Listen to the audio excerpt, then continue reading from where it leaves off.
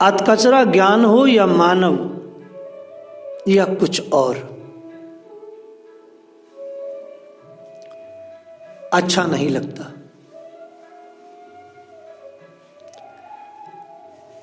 अधकचरा मानव है अर्थात उसके पूर्ण अंग नहीं है तो क्या अच्छा लगेगा बताइए। किसी के मकान की दीवारें बनी हो, छत ना हो तो अच्छी लगती है, कोई बुरा लगेगा। अधकचरा मनुष्य आधा मानव या आधा घर अच्छा नहीं लगता। पूर्णता में ही सुगंध आती है।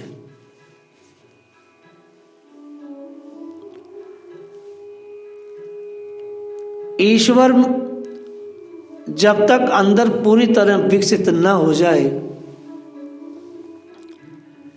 भगवान को जब तक कोई व्यक्ति अंदर से न समझ ले, भगवान जब तक भक्ति से योग से अंदर जागृत न हो जाए, जब तक चलते फिरते मनुष्य शरीर में जो हृदयांक में मंदिर बना है भगवान के लिए आरक्षित, जब तक उसका पूर्ण विकास न हो जाए तब तक मनुष्य का पूरा काम नहीं चलता। बाहर का मंदिर बने न बने, अंदर का मंदिर बन जाए।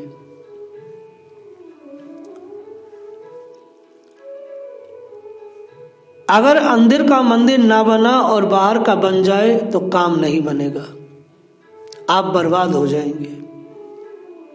सेवा, ध्यान, दान, प्रवचन, परमार्थ, परोपकार, आशीष वचन, फिर आपको मैं बोल रहा हूं, सेवा, ध्यान, दान, प्रवचन, परमार्थ, आशीष वचन, परोपकार जब ही सफल होते हैं जब तक अंदर हृदयांक में भगवान पूरी तरह जागृत होकर न पधारे हो। अगर भगवान अंदर पूरी तरह जागृत होकर नहीं पधारे हैं तो आपका ये जितना भी कार्य है, सेवा, ध्यान, दान, प्रवचन, परमार्थ आदि आदि, इनका आपको फल नहीं मिलेगा, आपका कोई परिवर्तन नहीं होगा, ये केवल हार्डवेयर है। जब तक अंदर विराजे हुए भगवान का अनुभव ना हो जाए,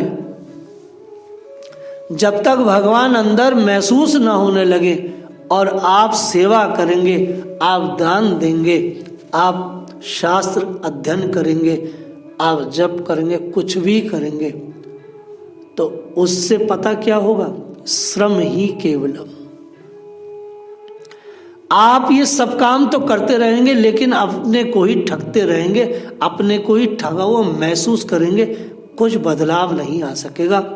क्योंकि यह सारे काम करने में लगातार आप गलतियां करेंगे, लगातार पाप भी करेंगे, लगातार अपराध भी करेंगे।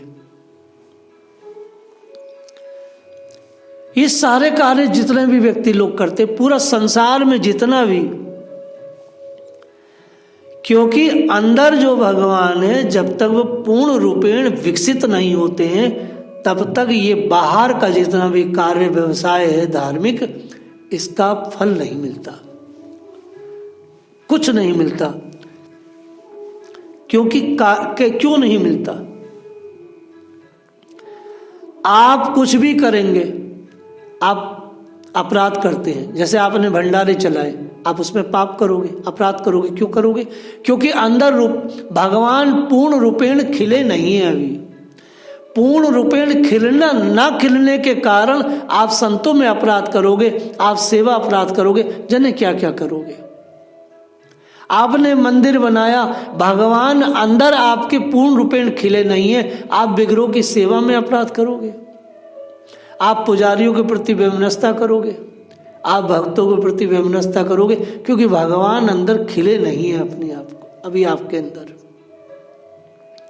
तो बाहर के मंदिर से पहले आप अंदर वाले मंदिर पर काम करेंगे, तब बाहर का मंदिर बने न बने, बन जाएगा तो फिर ज्यादा काम करोगे। बात समझ में आई? इसलिए आपने अगर किसी से कहा शुभ आशीष आपका कल्याण हो, आपके अंदर तो भगवान खिले ही नहीं है। आपके जैसे बकवास लोग ये कहेंगे कि जा तेरा कल्याण हो, होने वाला नहीं, क्योंकि भगवान तो आपके अंदर है ही नहीं जागृत। हृदयांक में बैठे ठाकुर जी जितने विकसित होंगे, जितने आप उनका विकास अंदर कर लेंगे, तो बाहर का विकास फिर अच्छे से कर पाएंगे।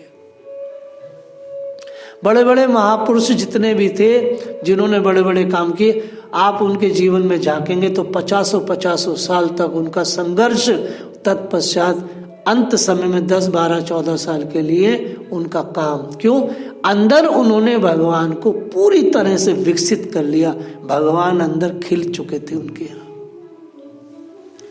जब अंदर ठाकुर खिल जाता है, तब उसके बाद ये सब काम जब होते हैं तो बहुत अच्छे से होते हैं। अब से 20 साल पहले का जाप और आज के जाप में कितना अंतर है बताओ?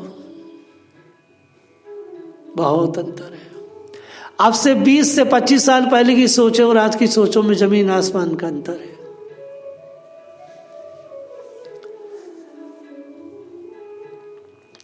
जब तक भगवान पूर्ण रूपेण अंदर विकसित ना हो जाए। कायर पुरुष, कायर स्त्री वासनाओं में ही जन्म लेते हैं और वासनाओं में ही अपनी जिंदगी को खत्म कर लेते हैं।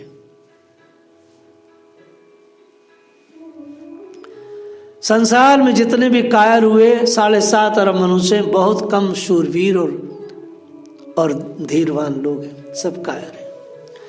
कायर लोग वासनाओं में समाप्त हो जाते हैं और वासनाओं में ही पैदा होते हैं। आसक्तियां कायरों का ही गहना है, ममता कायरों का ही गहना है। आसक्तियां, ममता कायरों का गहना है। उसमें से कायर लोग कभी उभर नहीं सकते, केशव, कभी नहीं उभर सकते। ममता से, आसक्तियों से कायर जूझते रहते हैं, उन्हीं में अपनी जिंदगी को सफल मानते हैं, क्योंकि कायर वासना में जन्मते हैं और वासना में ही पैदा हो जाते हैं और वासनाओं की पूर्ति में ही नष्ट हो जाते हैं। ये वासनाएं हैं।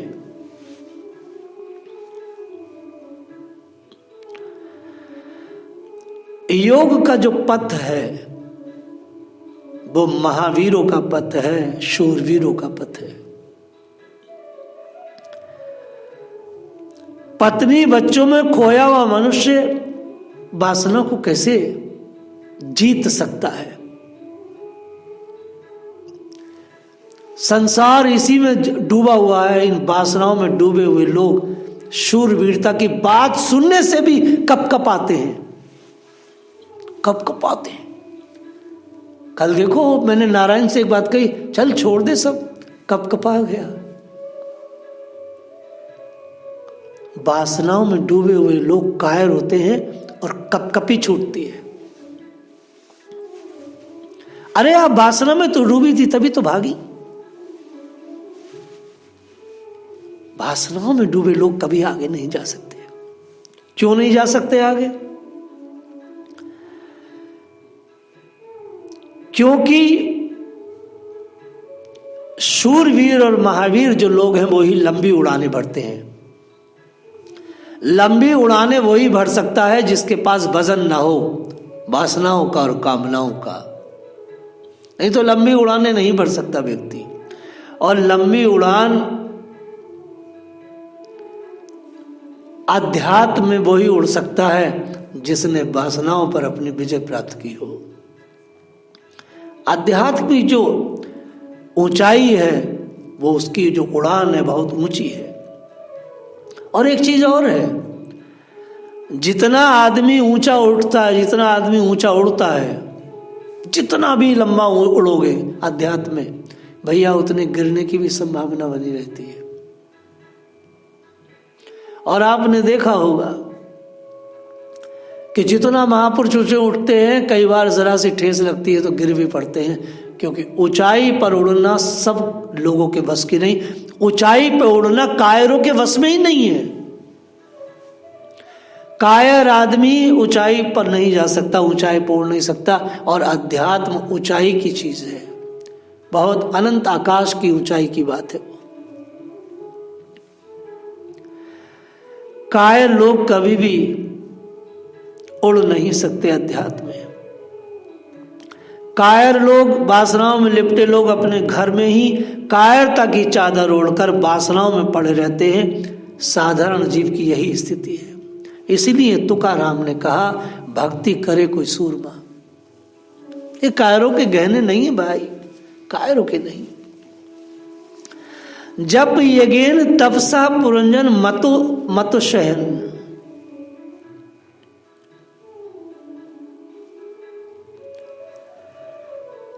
जप यज्ञ से जीवन सार्थक और लौकिक और पारलौकिक दोनों वस्तु को प्राप्त कर सकता है। श्रीमद् भागवत ऐसा कह रही है और सभी आचार्यों का अनुभव भी है और हमारा भी है। जप यज्ञेन तपसा पुरंजन मतो शयन। जप यज्ञ से जीवन सार्थक और लौकिक पारलौकिक वस्तु को प्राप्त कर सकता है, परंतु ख्याल रहे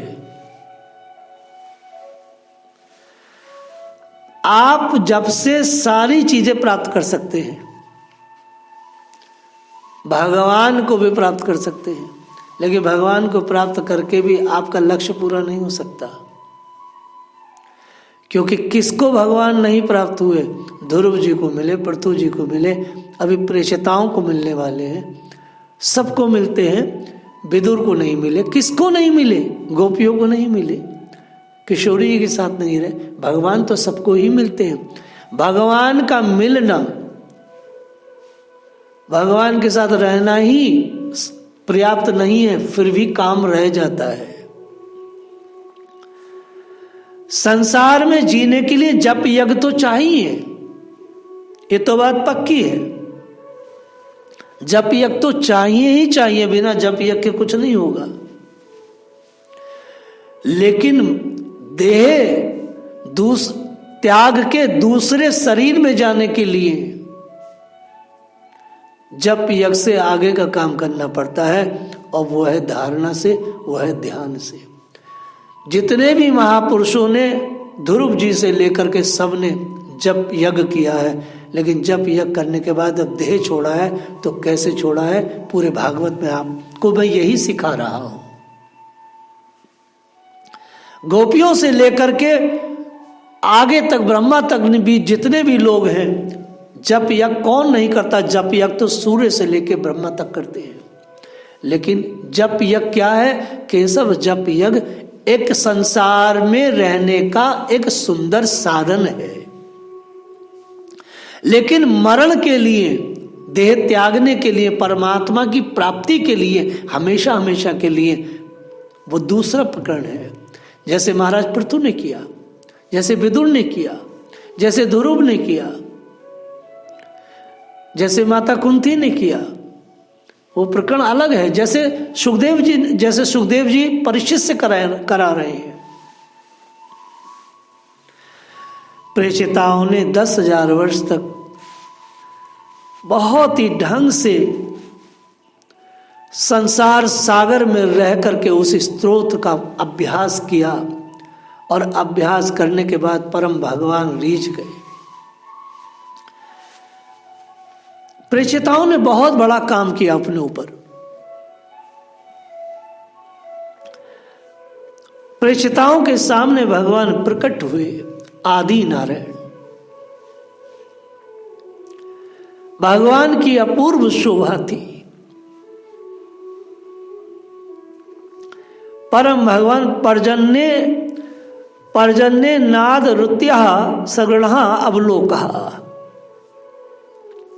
भगवान उन 10 भाइयों के सामने प्रकट हुए। उन्होंने 10,000 वर्षों तक लगातार जप यज्ञ किया था। जप यज्ञ का मतलब निठल्ले नहीं थे, लगातार वर्कआउट कर रहे थे, क्रियाशील थे। भगवान सामने आए। आचार्य सुखदेव कहते हैं, शरणागत प्रेषिताओं की ओर दया दृष्टि से निहारते हुए मेघ के समान गंभीर वाणी से भगवान ने कहा, राजपुत्रों, तुम सबका कल्याण हो, मैं तुमसे बड़ा खुश हूं।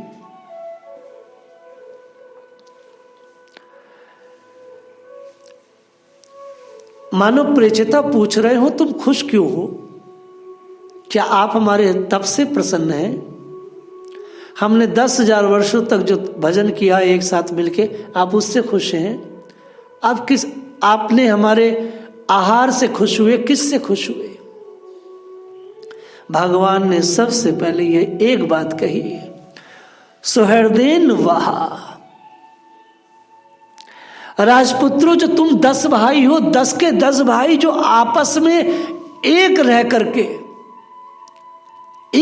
करके सुहृदेन वाह, एक रह करके, तुम्हारा मन मस्तिष्क 10 का एक है, जो तुम्हारा सौहार्द है एक दूसरे के प्रति, मैं तुम्हारे सौहार्द से रीझ गया।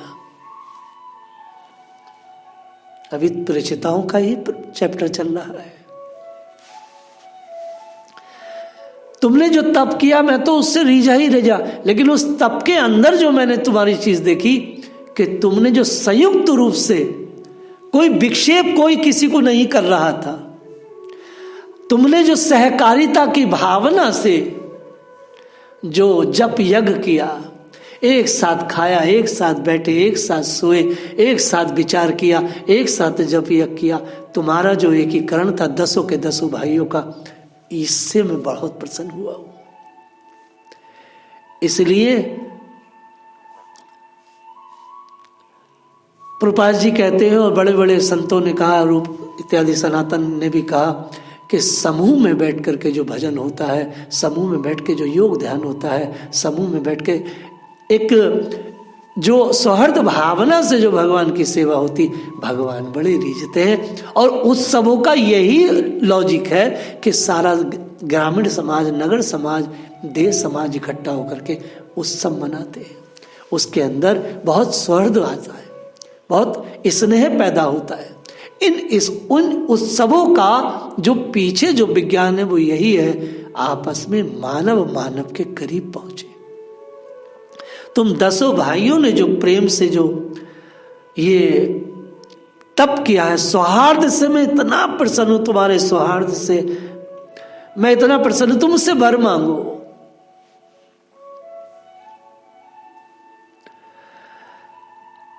भगवान ने एक बात कही, भूतेशी सुहृदम,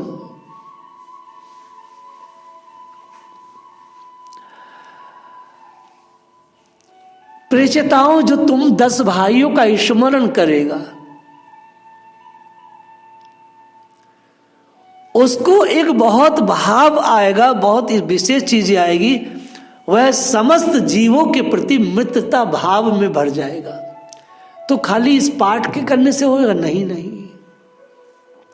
प्रेषिताओं का जो लाइफ स्टाइल है, प्रेषिताओं की जो जिंदगी का अंदाज था रहने का, 10 के 10 भाई एक जैसे।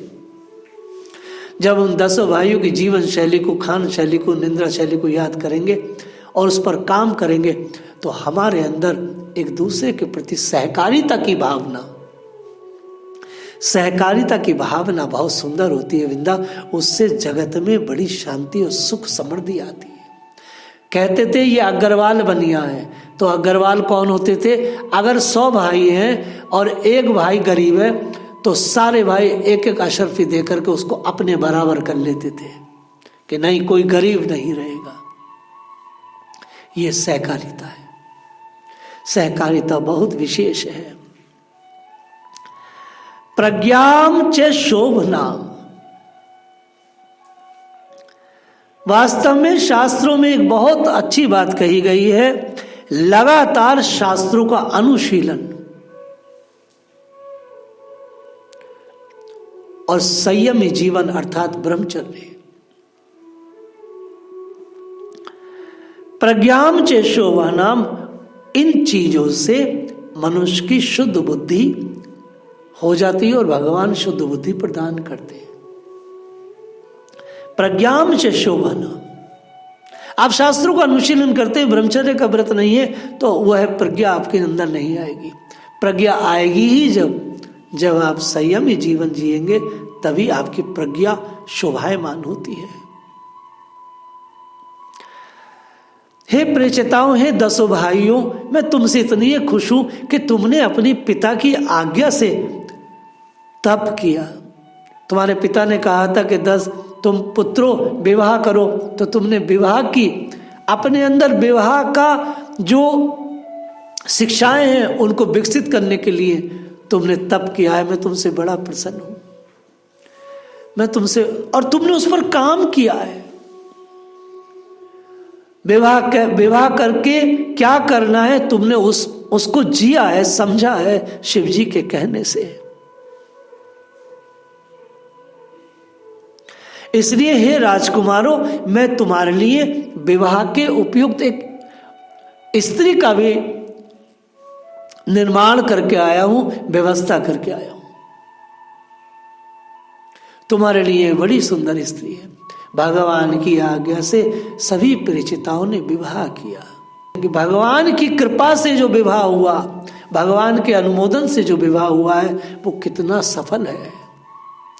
जिस विवाह में भगवान की, शास्त्रों की, सारे ऋतुजों का आशीर्वाद होता है, वो विवाह मैथुन का नहीं होता, वो विवाह तो यज्ञ का ही है, वो विवाह तो भगवत प्राप्ति का ही है। वो विवाह नहीं है, वो तो धर्म यज्ञ है। इसलिए आचार्य श्री राम शर्मा ने कहा है, गृहस्थ जीवन तपोभूमि है। जय श्री राधे।